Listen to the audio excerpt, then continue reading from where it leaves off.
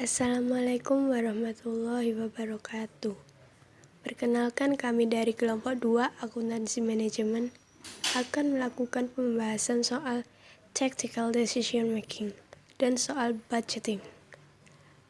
Dan kelompok 2 terdiri dari 10 orang, yaitu yang pertama Adi Kurniawan, yang kedua Novia Rinata, yang ketiga Jeffrian Denny, dan keempat Robi Hermansyah, kelima Rahmat Alifialdi, keenam Syafira Nurfaiza, ketujuh Ariska Maulia, ke-8 Alfian Rahmadan, 9 Ibnu Lustrianang, ke-10 Enis Volyaning.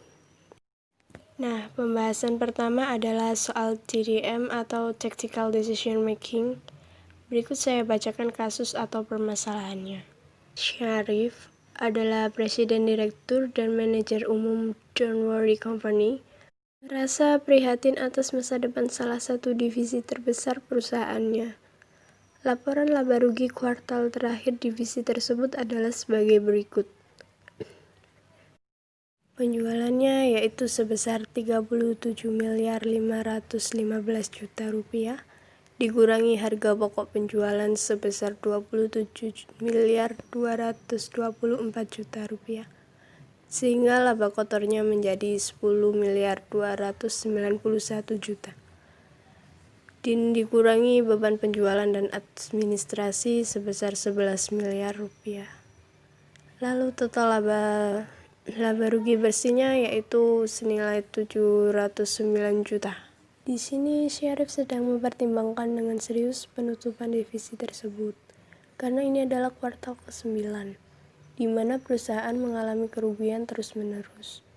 Untuk membantunya membuat keputusan, informasi tambahan berikut disajikan. Divisi tersebut memproduksi satu produk dengan harga jual 1 juta kepada pihak luar. Divisi tersebut menjual 50% outputnya kepada divisi lain di dalam perusahaan dengan harga 830.000. Biaya produksi penuh ditambah 25%. Harga internal ditentukan berdasarkan kebijakan perusahaan. Apabila divisi tersebut ditutup, maka divisi pengguna akan membeli komponen dari pihak luar dengan harga 1 juta per unit. Sedangkan BOP tetap yang dibebankan per unit adalah Rp200.000. Tidak ada alternatif penggunaan fasilitas apabila divisi ditutup. Fasilitas dan peralatan akan dijual dan menghasilkan anuitas sebesar 1 juta per tahun. Beban penjualan dan administrasi tetap 30%, merupakan beban yang dialokasikan dari kantor pusat. Beban penjualan variabel adalah 50.000 per unit. Untuk unit yang dijual pada pihak luar, beban ini tidak terjadi pada penjualan internal, dan tidak ada beban administrasi variabel. Nah, di sini pertanyaannya yaitu diminta, yang pertama, susunlah laporan laba rugi secara lebih akurat mencerminkan kinerja laba divisi. Dan yang kedua yaitu, haruskah Presiden Direktur menutup divisi tersebut? Lalu bagaimana dampak penutupan divisi terhadap laba perusahaan? Jawaban dari nomor 1 yaitu penjualan 37.515.000 rupiah didasarkan pada kuantitas penjualan sebesar 41.000 unit, misal X sama dengan unit terjual 830.000 X dibagi 2 ditambah 1 juta X dibagi 2 sama dengan 37.515 1.830 X sama dengan 75 30 juta. X sama dengan 41.000 unit. Penjualan sama dengan 830.000 dikali 20.500 unit ditambah 1 juta dikali 20.500 unit sama dengan 37.515.000 rupiah. Saya akan melanjutkan materi dari Mbak Syafira. Untuk beban variabelnya diketahui Rp27.224.000. Untuk biaya produksi 830.000 dibagi 1,25. hasilnya yaitu 664.000. Untuk BOP tetapnya diketahui Rp200.000. Untuk beban variabel per unit internal totalnya yaitu 464.000. Dari 664.000 dikurangi Rp200.000. Untuk beban variabel penjualan totalnya 50.000. Untuk beban variabel per unit eksternal totalnya Rp514.000. Dari 464.000 dikurangi 50.000. Untuk beban variabel hasilnya 464.000 dikali 20.500 unit ditambah 514.000 dikali 20.500 unit, yaitu hasilnya 20.049 juta rupiah. Beban penjualan dan administrasi tetap sama dengan 11 miliar dikurangi dalam kurung 50.000 dikali 20.500 unit sama dengan 9.975 juta rupiah. Beban penjualan dan administrasi tetap langsung sama dengan 70% dikali 9.975 juta rupiah sama dengan 6.982 juta 500.000 rupiah. BOP tetap langsung sama dengan 200.000 dikali 41.000 unit sama dengan 8.200 juta rupiah. Total biaya tetap langsung sama dengan 6.982 juta 500.000 rupiah ditambah 8.200 juta rupiah sama dengan 15.182 juta 500.000 rupiah. Baik, saya melanjutkan presentasi dari Mas Jeffrian. Setelah diketahui perhitungan presentasi sebelumnya, kita dapat membuat sebuah laporan rugi dari kinerja divisi tersebut. Yang pertama diketahui penjualan senilai 37.515 juta rupiah dikurangi dengan beban variabel 20.049 juta rupiah. Sehingga sisa dari penjualan tersebut berubah menjadi margin kontribusi senilai 17.466 juta rupiah. Dari margin kontribusi dikurangi dengan beban tetap langsung senilai 15.182 juta 500.000 rupiah, sehingga menjadi margin divisi senilai 2.283 juta 500.000 rupiah. Dikurangi kembali dengan beban tetap bersama senilai 2.992 juta 500.000 rupiah, sehingga divisi tersebut mengalami sebuah kerugian senilai 709 juta rupiah. Pada penjualan kita tulis di bagian pertahankan sejumlah 37.515 juta rupiah, sedangkan di kolom hentikan tidak perlu diisi. Lalu pada beban variabel di kolom pertahankan kita isi sejumlah 20.049 juta. Lalu di kolom hentikan kita isi 20.500 juta. Lalu pada beban tetap langsung di kolom pertahankan kita isi sejumlah 15.182 juta 500.000. Lalu di kolom hentikan tidak perlu diisi. Sedangkan di anuitas di kolom pertahankan tidak perlu diisi, tetapi di kolom hentikan kita isi sejumlah 1 miliar rupiah. Jadi total keseluruhan di kolom pertahankan adalah 2.283 juta 500.000. Lalu di kolom hentikan sejumlah 19.500 juta rupiah. Meneruskan dari jawaban nomor 2, haruskah Presiden Direktur menutup divisi tersebut? Bagaimana dampak penutupan divisi tersebut terhadap laba perusahaan? Menurut kami, perusahaan harus mempertahankan divisi tersebut. Baik, untuk selanjutnya kita masuk ke soal yang kedua, yaitu tentang budgeting.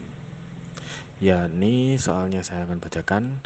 Sebuah perusahaan bernama PT Rizky Bersaudara adalah sebuah pabrikan art industri kecil dengan penjualan tahunan kira-kira 3,5 M. Pertumbuhan penjualan telah berjalan konstan selama tahun tersebut dan tidak ada tanda-tanda permintaan siklis. produksi telah meningkat berangsur-angsur selama tahun itu dan telah didistribusikan secara merata sepanjang setiap bulan. Perusahaan memiliki sistem pemrosesan yang berurutan. Keempat departemen produksi, yaitu percetakan, permesinan, penyelesaian, dan pengepakan beralokasi dalam bangunan yang sama. BUP tetap dibebankan dengan menggunakan tarif pabrik menyeluruh. Rizky bersaudara selalu dapat bersaing dengan produsen alat kecil lainnya. Meskipun demikian, pasarnya berkembang hanya bila ada inovasi produk. Jadi, penelitian dan pengembangan sangatlah penting dan telah membantu Norma untuk memperluas sekaligus mempertahankan permintaan. Agung, seorang controller, telah merancang dan mengimplementasikan sebuah sistem anggaran baru sebagai tanggapan atas keprihatinan yang disampaikan oleh Rizky, sang direktur. Agung membuat anggaran tahunan yang telah dibagi menjadi 12 bagian yang sama. Anggaran ini dapat dipakai untuk membantu penilaian yang tepat waktu atas kinerja bulanan. Rizky nampak bingung menerima laporan kinerja bulan September dari Departemen Permesinan. Norma berkata, bagaimana mereka dapat cukup efisien untuk memproduksi 9 unit ekstra dan masih tidak dapat memenuhi anggaran sebesar 300.000 per hari. Dwi, pengawas Departemen Permesinan, tidak dapat memahami semua kesalahan ini pada saat ia mengetahui bahwa departemen tersebut telah beroperasi lebih efisien pada bulan September dibandingkan dengan bulan-bulan lainnya. Dwi berkata, saya mengharapkan pujian dan sebaiknya bos malah memarahi saya, dan lagi saya bahkan tidak tahu mengapa. Nah, selanjutnya terdapat tabel laporan kinerja Departemen Permesinan untuk bulan yang berakhir di 30 September 2014 sebagai berikut ini.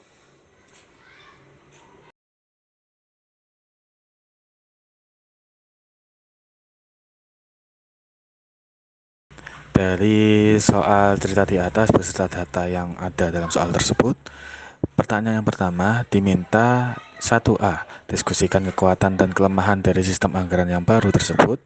1B, identifikasi kelemahan dari laporan kinerja dan jelaskan bagaimana laporan tersebut harus direvisi untuk menghilangkan kelemahan tersebut. Yang kedua, buatlah laporan revisi untuk Departemen Permesinan dengan menggunakan data bulan September. Dan yang terakhir, ketiga, adalah apa saran saudara untuk menekan sistem anggaran PT Rizky Bersaudara. Selanjutnya, jawaban soal budgeting nomor 1A. Diskusikan kekuatan dan kelemahan dari sistem anggaran yang baru. Kekuatannya adalah yang pertama, anggaran dibagi rata 1 tahun menjadi 12 bagian karena dianggap produksi itu sama atau anggaran statis. Kedua, memudahkan manajer untuk melakukan pengendalian karena bisa lebih fokus dalam anggaran bulanan dan menghindarkan dari kesalahan yang menumpuk. Ketiga, sudah terpisah antara biaya produksi variabel dan biaya produksi tetap sehingga memudahkan pengendalian bagi manajer. Keempat, biaya tetap lebih bisa dikendalikan oleh manajer. Untuk kelemahannya ialah yang pertama, ada biaya perusahaan yang masuk dalam anggaran bulanan sehingga manajer tidak bisa mengendalikan biaya perusahaan tersebut serta membebani anggaran perusahaan. Yang kedua, volume produksi antara aktual dan anggarannya tidak sama. Saya akan melanjutkan presentasi dari teman-teman.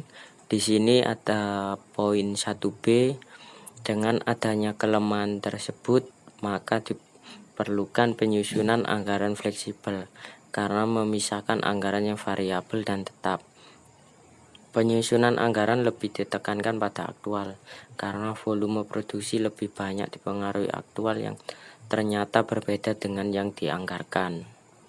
Nama saya Novia Rinata. Di sini akan menjelaskan tentang laporan revisi untuk Departemen Permesinan dengan menggunakan data bulan September, di mana laporan kinerja aktual versus fleksibel biaya dibagi menjadi 2 jurnal, yaitu aktual dan dianggarkan. Dalam aktual, volume dalam unitnya sebesar 3.185 dan dianggarkannya juga 3.185 yang didapat dalam dianggarkan 3.000 dan variannya 185. Keduanya dijumlah sehingga totalnya menjadi 3.185. Dan untuk biaya produksi variabel, yang pertama ada biaya bahan langsung.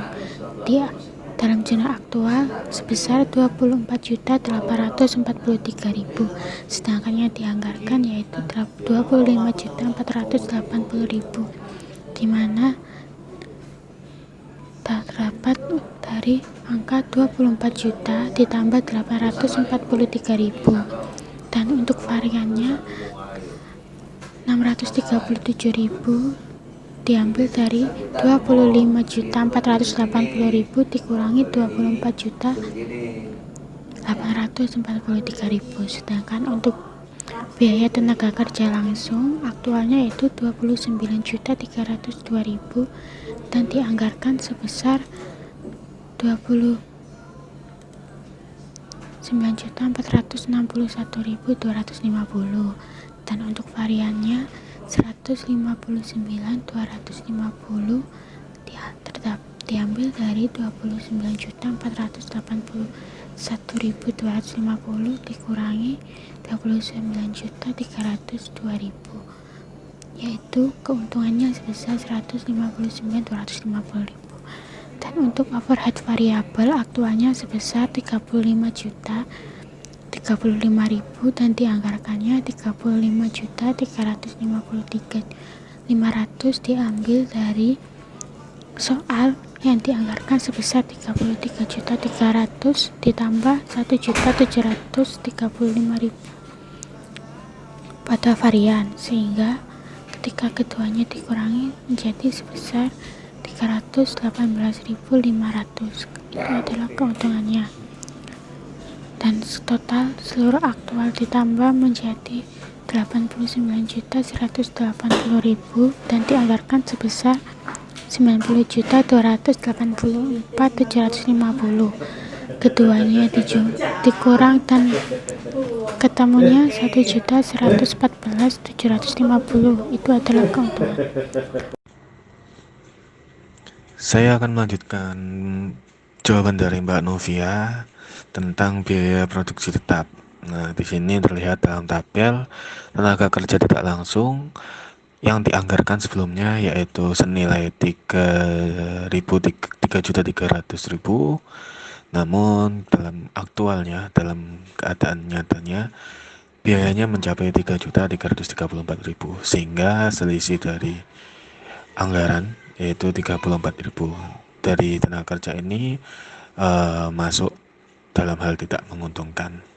Penyusutan masih sama, pajak masih sama, asuransi juga masih sama, biaya produksi lain-lain ini mengalami tidak menguntungkan. Yang awalnya dianggarkan 930.000 menjadi 1.027.000, selisihnya yakni 97.000. Nilai total dari biaya produksi tetap yang awalnya dianggarkan dari 6.270.000 menjadi membengkak menjadi 6.401.000, sehingga terlihat tidak menguntungkan, selisihnya menjadi 131.000.